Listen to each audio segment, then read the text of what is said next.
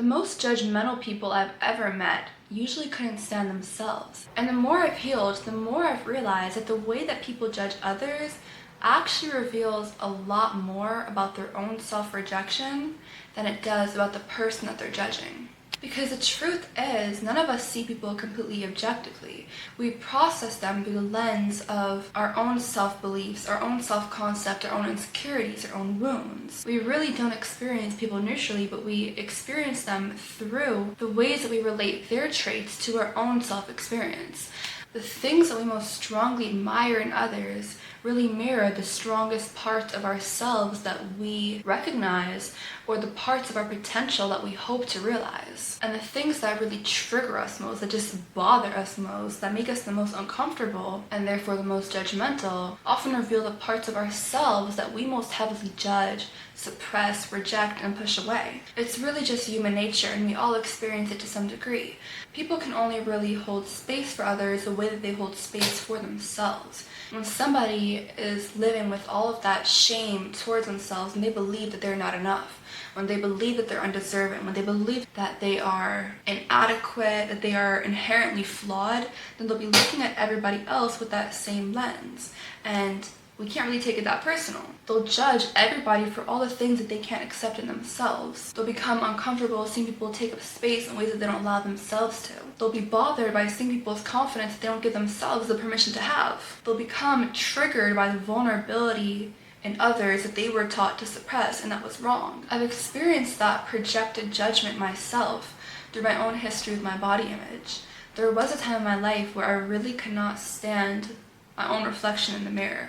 Like, I was deeply bothered by every single flaw and was just so hypercritical of myself. And when I was in that state, I, of course, in my head was more critical of everybody else around me, because I was projecting my insecurity and I was seeing everybody else's flaws, and I was thinking everybody was seeing my flaws. And I was just living in this very icky, self-judgmental and externally judgmental kind of mindset, and it was not a pleasant place to be. But as I've healed and I've truly learned to love myself, to actually adore and appreciate all of my body, all of my appearance, all of my personality, I've realized how little value the opinion of somebody who doesn't love themselves actually has on me. I recognized how flawed my perception was at that time when I was living in that kind of cycle of misery and self-judgment. And now I truly believe that I can never actually be fazed by the perception of somebody who can't stand to look at themselves. At this stage of my life, I really am able to genuinely love and cherish myself. And if somebody has a problem with that, if somebody has a problem with the way that I look, with the way that I love myself, with the way that I accept and embrace my body and any part of me like that, I'm really not bothered by it. You want to criticize me? Okay. You don't like the way I look? Okay. You don't like my personality? Alright. I understand now that it has so little to do with me and so much more with their own self-relationship. I also seen how this projected self-rejection shows up through judging people's mistakes and how irritated we get, right? I was thinking about road rage. Some people just go crazy and blow up, calling someone a stupid fucking idiot if they make a little mistake.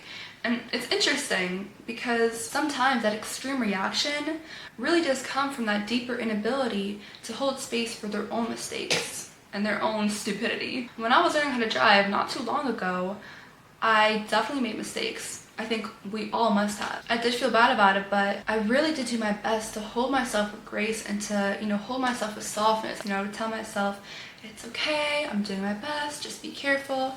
I would really try to hold space for myself and not let myself spiral into that fear and shame. And because of that grace that I give to myself in that situation and others, I'm able to extend that grace to others. It's the people who are constantly harsh and unforgiving to themselves who really struggle to give that compassion and that grace to other people. And now, one of the deepest ways that I've seen this struggle of projected self-rejection play out is through how people respond to vulnerability. A little while back, I was talking to my friend, right?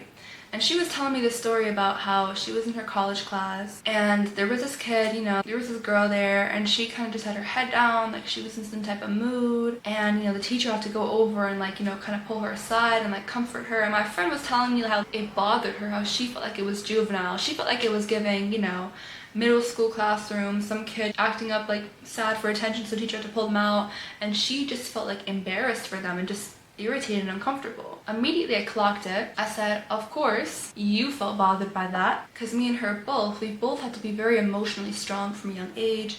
We've had to learn how to self-regulate, how to hold it together. And so to see somebody being so loudly and publicly emotionally weak, it's triggering, it's uncomfortable. It's like we process it as wrong and have like an adverse reaction and reject it because we reject that and we don't allow that in ourselves. And that's why I say that the vulnerability that we judge in others is often the vulnerability that we just haven't learned to accept within ourselves. And so we all have a little hater inside us, we all have a little judger, and we're not bad people for that. We're just humans with parts of ourselves that we still need to heal. And I think that that hater voice is actually quite valuable to listen to, because when we really listen and we dig deeper into that judgment, when we notice that feeling come up towards someone else, we can ask ourselves, what's bothering me about this? And what about that do I not like or do I not let in myself? From there, we can really unlock deeper self-acceptance. When we question that discomfort, when we question that, we can heal that in ourselves, and we can really learn where we need to give ourselves a little bit more love, a little bit more acceptance. A hater is really just someone who is yet to embrace and accept their weakness, and along with that, their power. When you forgive yourself and accept yourself, you'll realize that somebody's judgment of you has so much more to do with their own personal shadows, with the parts of themselves they haven't made peace with, than it ever had to do with you. And once you understand that, you'll stop carrying the weight of other people's projections. You'll let people have their perceptions, their judgments, their opinions, because you'll realize it truly was never personal. I hope that this video resonated with you guys, and if it did, I would really love to hear your thoughts in the comments, if you left a like, and if you subscribed, so I will see you in the next video. Bye!